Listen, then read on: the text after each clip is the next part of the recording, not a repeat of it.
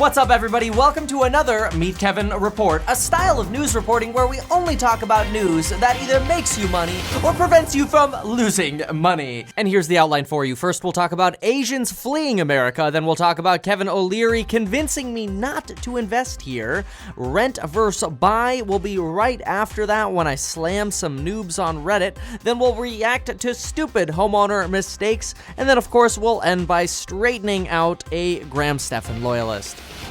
First up on the docket today is why the heck are Asians selling out of their real estate in the United States, and particularly why are they going back to China? This has flooded my Instagram inbox with messages from you folks, which remember, you're always welcome to message me there at MeetKevin, with a lot of you worried about, wait a minute, what does this mean? Does this mean the market's gonna crash? Or, do Asians somehow have this, statistical premonition that, oh, they see it, the market's gonna crash, let's get out of the United States. And now there are a lot of people like, oh, well, if CNBC is running articles going, investments by Asians plunge 36%, now all of a sudden you get this concern. It's like, whoa, maybe I shouldn't buy either. So let's do this. Let's break apart what's really happening here. Let's boil it down to the simplest form of what the heck is going on in this world.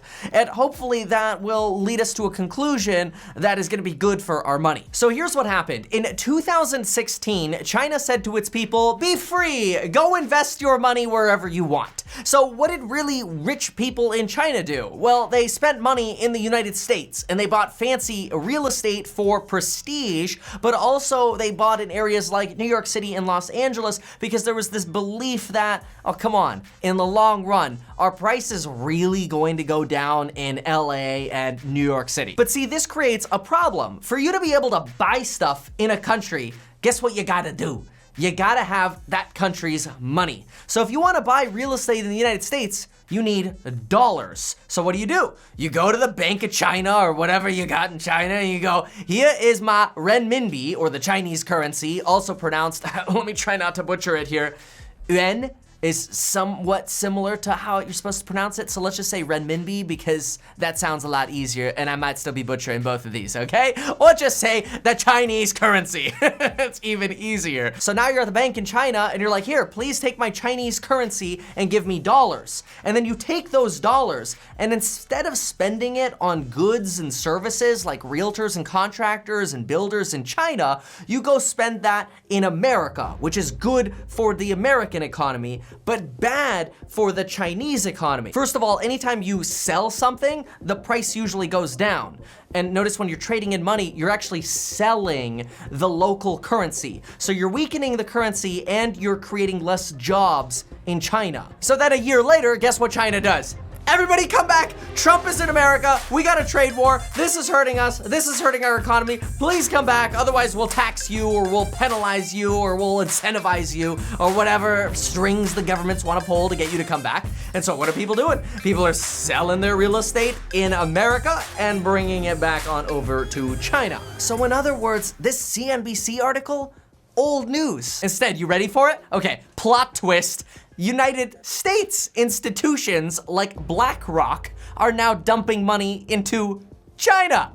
What a crazy world we live in. Well, so now what does this mean to you as somebody that wants to make money in the United States or wherever it is that you are? Well, the bottom line is you should still be following the same principles that I literally reiterate on this channel, in my real estate investing course, in my real estate investing private live streams, and in my real estate investing crash courses, in-person events, which if you don't know about any of these, check the link down below.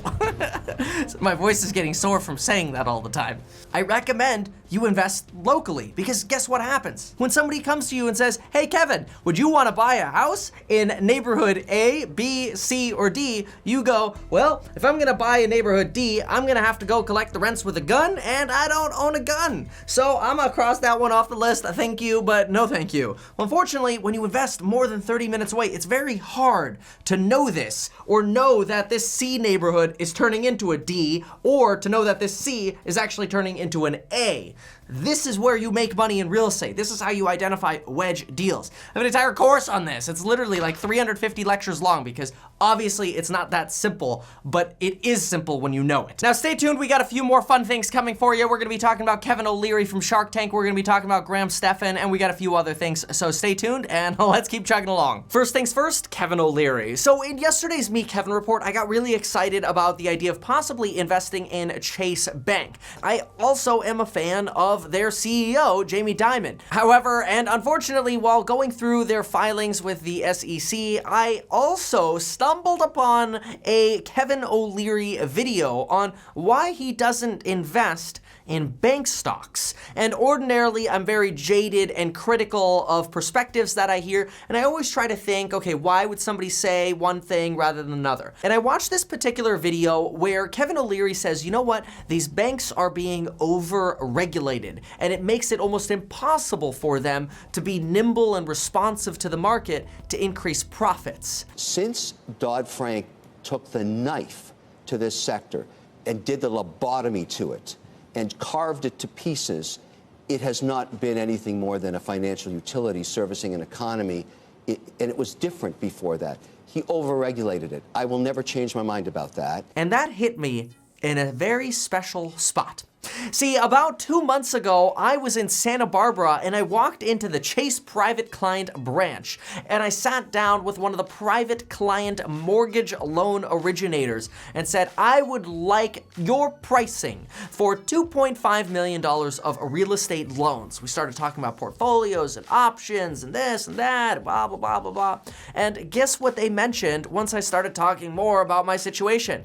They said, oh, sorry, Kevin, we can't lend to you. And I'm like, what the f?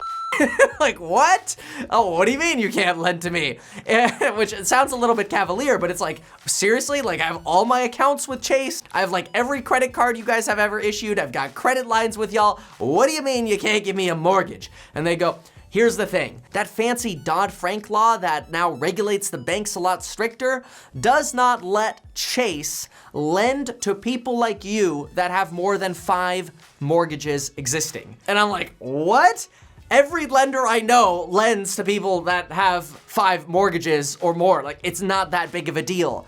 And they looked at me and said, yeah, we know. This sucks. We lose a lot of business because of this. And now, when I connected those dots, I realized there again is why investing in what you know is so important. Because if you're not a customer of the brand, or if you're not local to real estate, you're not a customer of the community, you don't know the nuances of the business. Knowing now that JP Morgan actually has less flexibility and they're more tethered in a place where I think it actually matters most, in the consumer mortgage division. Think about how many investors they miss out on because of these rules. To me, that's bad. And that's why I always say, invest in what you're familiar with. Or if you're not familiar with it, become familiar with it. In other news, I came across this post on Reddit, and I see this pretty regularly, where people post these things like, hey, I'm not sure, should I buy a house or should I rent a house? What should I do? I'm looking at all the calculators and, you know, we're only gonna be living there for 3 to 4 years. Is it going to be worth it? And I'll tell you, only 1% of people in the comments acting as professionals giving advice actually have the balls or brains to say, hey, well, what says you have to sell? Would you consider renting out the property?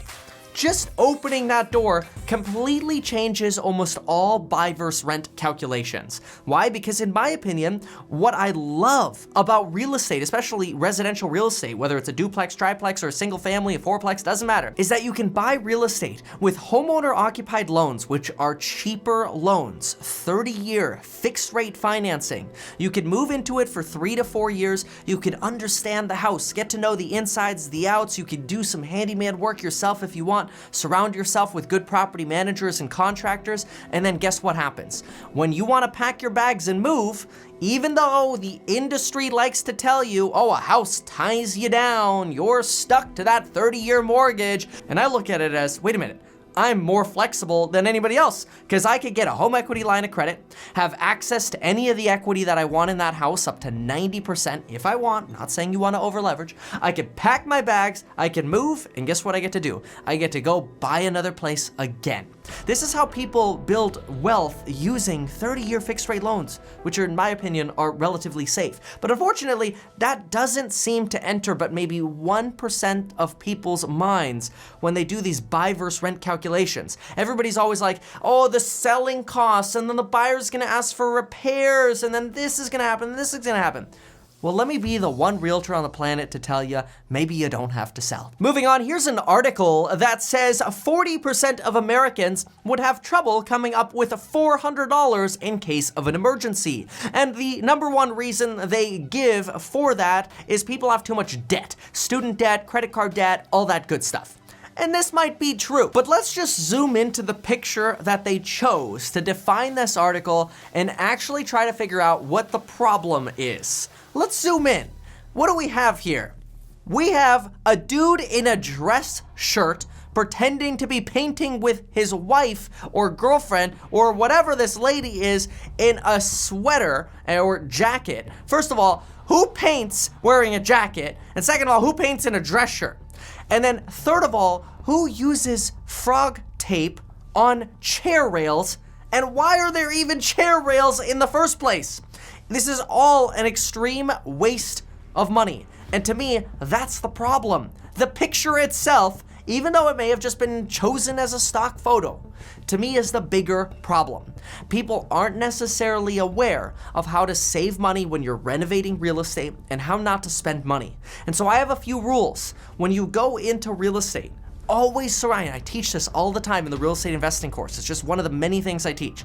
Always surround yourself with professionals, because professionals realize when you're using a roller and a paintbrush, you could use a steady hand and do what's known as cutting around this chair rail. The realtor will tell you you don't even need the chair rail. The noob puts in a chair rail. The pro doesn't put in a chair rail anymore. I also usually don't see pros using really expensive frog tape because they're trying to get like this perfect seal. Maybe if you're trying to make a really straight line somewhere, but for this chair rail, I could do that with a pretty steady hand and a wet-edged brush without messing up. Look, in all seriousness, I just want you to know there are expensive ways to go through life that can keep you poor, and then there are efficient ways to go through life. And once you believe that you can surround yourself with people that have that knowledge, all of a sudden you'll get a lot further in life because, wow, people can give you really good advice. Now on to Graham Stephan. We have a comment that came in from Michael here who says money that you are planning on using in the short to medium term should be parked in a high yield savings account, not an ETF. Someone here clearly doesn't watch Graham Stephan. So first of all, I consider Graham Stephan a great friend. We've done some great videos together and I look forward to doing more together in the future. But as far as this, I think it's very important to define what short to medium term is. Obviously, if you are in escrow on a house, you should have your money in savings ready for your down payment. That's obvious. The problem is, people get into this very bad habit of, well, I'm gonna buy a house in 5 years, I'll just leave my money sitting in a savings account. I think that's stupid. And so I would say, for anything longer than 1 year out, that is, I'm gonna buy a house next year, you should automatically be transferring your money into an index fund or some kind of index fund of index funds, like what Wealthfront offers or Vanguard or whatever. Pick some kind of diversified portfolio. I don't really care what you do.